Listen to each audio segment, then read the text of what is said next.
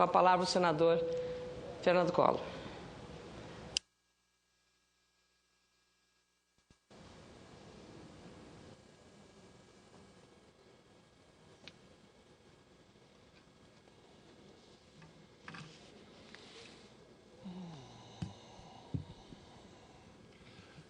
Excelentíssima senhora presidente Ana Amélia, senhoras e senhores senadores, a avalanche de informações que se confirmam, além de novas descobertas que aparecem sobre o conluio criminoso entre o Procurador-Geral da República, Roberto Gurgel Santos, e a revista Veja, obrigam-me, mais uma vez, a retornar a esta tribuna para tratar deste infausto tema. Grande parte da mídia, entre jornais, revistas e blogs de articulistas, tem confirmado nos últimos dias que o publicitário Marcos Valério prestou em setembro depoimento ao Ministério Público Federal. Na oportunidade, além dele solicitar a sua inclusão no programa de proteção à testemunha, o depoente teria feito novos relatos a respeito de fatos e autoridades supostamente envolvidas nos atos que culminaram na ação penal que está sob julgamento no Supremo Tribunal Federal, além de acontecimentos outros. Dias depois, Marcos Valério formalizou o mesmo pedido de proteção, enviando fax àquela corte, o qual foi confirmado no último dia 30 de outubro pelo próprio presidente do Supremo Tribunal Federal, ministro Carlos Aires Brito. Em meu último pronunciamento sobre a CPMI, que investiga as atividades do senhor Carlos Cachoeira, trouxe uma série de informações e dados que comprovam a participação de alguns membros do Ministério Público, conhecidos como tuiuius, no vazamento dos autos dos inquéritos das operações Vegas e Monte Carlo, a 2 chumbetas da revista Veja. Provei, inclusive, com dados e registros oficiais enviados pelo próprio Ministério Público, os dias, horários, locais em que um desses chumbetas, senhor Rodrigo Rangel Costa, esteve por 3 vezes, e em cada uma dessas vezes, por mais de 1 hora cada uma, durante a semana do vazamento, na Associação Nacional dos Procuradores da República, presidida pelo senhor procurador Alexandre Camanho de Assis, que tem assento dentro da própria Procuradoria-Geral da República. Pois bem, senhora presidente, senhoras e senhores senadores, o modus operandi dessa autêntica quadrilha, composta pelos núcleos Gurgel Camanho e Tivita Policarpo, vem agora à tona com mais um exemplo típico de envolvimento direto do chefe maior do Ministério Público Federal, o prevaricador Roberto Gurgel Santos e, claro, sempre ela, a revista Veja. Senhora presidente, senhoras e senhores senadores, como deixei entendido em meu último pronunciamento, a suposta entrevista de Marcos Valério nunca existiu, apesar da afirmação contrária do diretor da Veja, Eurípides Alcântara, simplesmente porque as informações colhidas para a reportagem falaciosa foram repassadas, ou melhor, foram vazadas por ninguém menos do que o senhor Roberto Gurgel Santos, Procurador-Geral da República e chefe maior do Ministério Público Federal. E isso se viabilizou exatamente em função do depoimento de Marcos Valério em setembro, diga-se, no mesmo mês da reportagem de capa ou das reportagens de capa de Veja ao prevaricador Roberto Gurgel Santos. Por isso mesmo, senhora presidente, apresentei no último dia 7 de novembro, com base na Lei de Acesso à Informação, novo requerimento de informações ao Procurador-Geral da República, no sentido de que sejam fornecidos esclarecimentos exatos quanto a esse depoimento prestado pelo referido publicitário. Vale dizer, senhora presidente, e o fato é de máxima gravidade, que o depoimento do publicitário ao Ministério Público constitui documento em segredo de justiça, ainda mais por tratar de assuntos como ameaças de morte, pedido de proteção à testemunha e delação premiada. Tanto é assim que o presidente do Supremo Tribunal Federal, ao ser questionado pela imprensa sobre o fax enviado a ele por Marcos Valério, negou peremptoriamente qualquer possibilidade de falar sobre o teor do documento. Disse textualmente o ministro Carlos Aires Brito, abro aspas, chegou um fax, não posso dizer o conteúdo porque está sob sigilo, fecho aspas, antes de encaminhar este fax às autoridades de direito. Infelizmente, senhor presidente, senhora presidente, me desculpe, o Procurador-Geral da República, chefe maior da instituição responsável pela defesa dos interesses da sociedade, não agiu e não sabe agir dessa forma. Pelo contrário, sua conduta cada vez mais o revela como mais um membro pernicioso de uma quadrilha arraigada com a imprensa marrom, especialmente pela preferência e acertos escusos dele com chumbetas de Veja, sempre ela.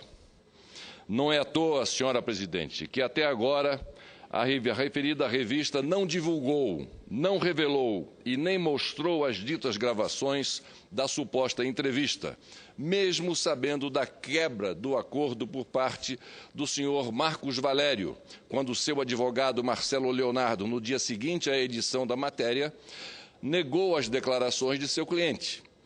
Por esse acordo, vale lembrar, a revista estaria desimpedida de ocultar as provas das gravações caso ele negasse as declarações dadas para a matéria.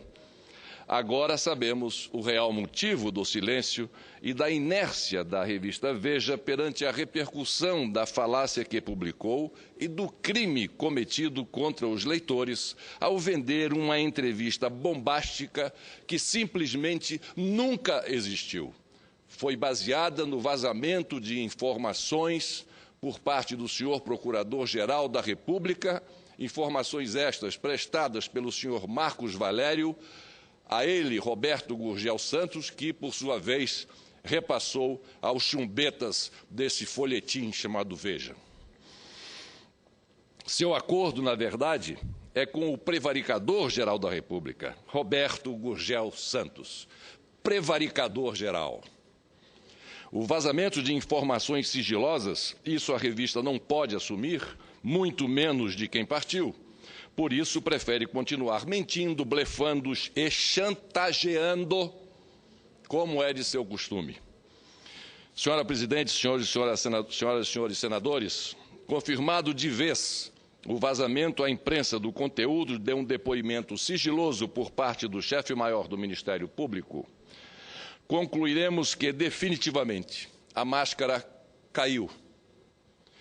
Não só a máscara de Roberto Gurgel e de seus tuiuius, mas também a máscara do chumbeta Eurípedes Alcântara e de seus policarpinhos.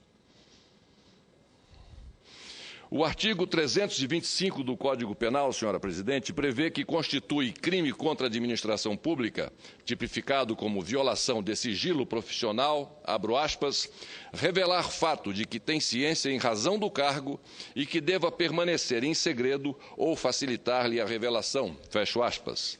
A pena prevista é de detenção de 6 meses a 2 anos. E mais, o parágrafo 2º desse artigo reza também que, se da ação ou omissão resultar dano à administração pública ou a outrem, a pena passa para de 2 a 6 anos de reclusão. A gravidade desse tipo de crime é de tal ordem, senhora presidente, que em 2011 o Conselho Nacional do Ministério Público, nos autos do processo administrativo número 981/2011, dígito 56, condenou com a pena de demissão, depois convertida em suspensão por 90 dias, um procurador da República do Ministério Público de São Paulo, pelo cometimento de infração funcional consistente em divulgar informações protegidas por sigilo em entrevista coletiva. Segundo o relator do processo no Conselho Nacional do Ministério Público, o procurador, palavras dele, a partir de agora, violou o segredo sobre assunto de caráter sigiloso que conhecia em razão do cargo, não desempenhando com zelo e probidade as suas funções, uma vez que inobservou o segredo de justiça decretado nos autos do processo judicial. Consta ainda que a infração é considerada ato de improbidade administrativa, cuja pena prevista na Lei Orgânica do Ministério Público é a demissão. Fecho aspas. O caso é tão grave que a decisão do Conselho Nacional do Ministério Público foi repercutida nos meios de comunicação do Ministério Público, com o intuito de alertar seus integrantes sobre as consequências administrativas, cíveis e criminais que advêm de descuidos no trato de informações protegidas por sigilo, principalmente em entrevistas para a imprensa. Mas parece, senhora presidente, que o chefe maior do próprio Ministério Público não aprendeu a lição, ou esqueceram de alertá-lo. A semelhança dos casos é de tal ordem que fica difícil imaginar que o Conselho Nacional do Ministério Público não tomará as devidas providências. Ou será que terei de apresentar nova representação contra o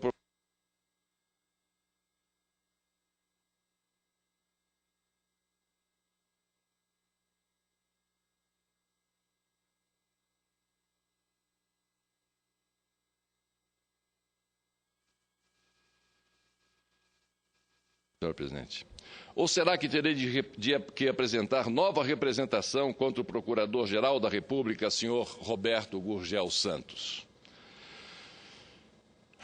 Observem, senhora presidente, senhoras e senhores senadores, como os próprios meios estão divulgando e investigando esse infeliz acontecimento. A gravidade da situação para o Estado democrático de direito.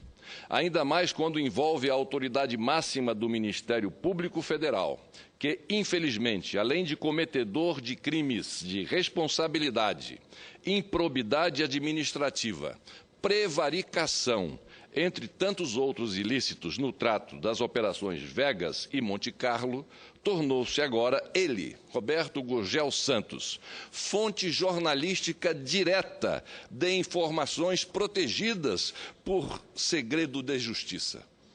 Ou seja, não satisfeito de se utilizar de colegas como seu factotum, caso do senhor procurador Alexandre Camanho de Assis e sua manus longa, a senhora subprocuradora Cláudia, o Procurador-Geral da República executa agora ele mesmo pessoalmente a parte mais abjeta deste enorme desrespeito à lei e ao direito.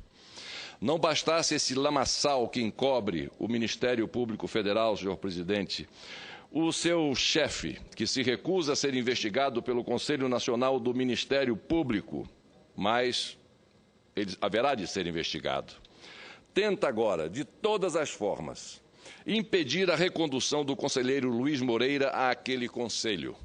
Aliás, não é de agora, pois há 6 meses atrás, exatamente no dia 25 de maio deste ano, denunciei deste plenário exatamente essa mesma perseguição encampada pelo senhor Roberto Gurgel, inclusive com o uso de dossiês falsos e documentos apócrifos, destratando o conselheiro porque o considera um desafeto seu.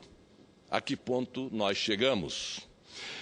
Indicado pela Câmara dos Deputados, onde seu nome foi aprovado por 359 votos, o professor Luiz Moreira desfalca o Conselho desde julho deste ano em razão das manobras políticas e de bastidores do senhor Roberto Gurgel Santos para que o Senado Federal não delibere a indicação da Câmara. Isso é inadmissível, senhora presidente. O Senado Federal não pode e não deve se submeter aos interesses de nenhum outro órgão, menos ainda aos caprichos e ações políticas deste chefete daquela cafua, cujo principal objetivo é tão somente não ser investigado pelo controle interno do próprio Ministério Público. Trata-se de uma afronta à independência do Poder Legislativo. Como pode o representante de um órgão externo querer interferir de forma maléfica, com base apenas em seus humores de ocasião, no curso normal dos trabalhos do Congresso Nacional? Até quando vai a ousadia do Ministério Público querendo agora pautar, ou no caso, despautar o Parlamento? Isso chega a ser muito grave, muito grave. São pequenas atitudes, são pequenos gestos que, no seu conjunto, levam àquilo que eu chamei, no meu último pronunciamento, de um esfacelamento institucional, no último dia 1º deste mês. São atitudes rasteiras como estas que, juntamente com outras, abalam os poderes republicanos e agravam ainda mais a crise por que passam nossas instituições democráticas. Medidas tomadas aqui e acolá pelo Executivo, prejudicando tremendamente o pacto federativo, deixando os nossos municípios inteiramente à mercê de itens da lei que desfalcam as nossas prefeituras e tornam os nossos prefeitos vítimas desta própria lei. Por isso, o Senado Federal não pode se encolher, postergando e muito menos obstruindo a recondução do nome indicado e aprovado pela Câmara dos Deputados. Faço um apelo aos senhoras e senhores senadores que façamos esforços no sentido de incluir na pauta do plenário, o quanto antes, a indicação do professor Luiz Moreira para ser reconduzido ao Conselho Nacional do Ministério Público.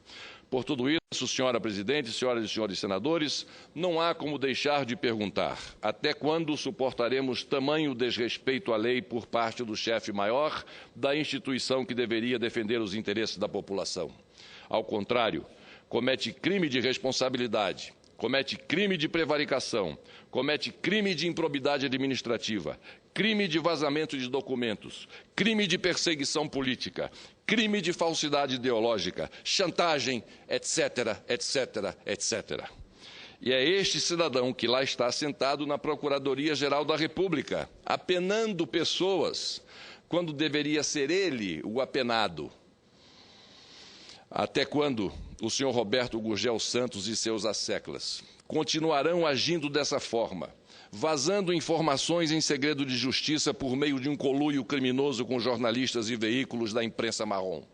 E o principal, que interesses estão por trás desse modus operandi do Procurador-Geral da República? Até quando, senhora presidente, senhoras e senhores senadores, é que não é mais possível? Até quando nós permaneceremos, senhoras e senhores senadores, inertes perante esta abominável conduta? A verdade, senhora presidente, é que não é mais possível, não é mais tolerável nossa República conviver com esse tipo de pessoa ocupando um cargo de tão alto relevo e, ao mesmo tempo, cometendo crimes de toda a ordem. Era o que tinha a dizer, por enquanto, senhora presidente, agradecendo a Vossa Excelência o tempo que me foi dispensado, senhoras e senhores senadores. Muito obrigado.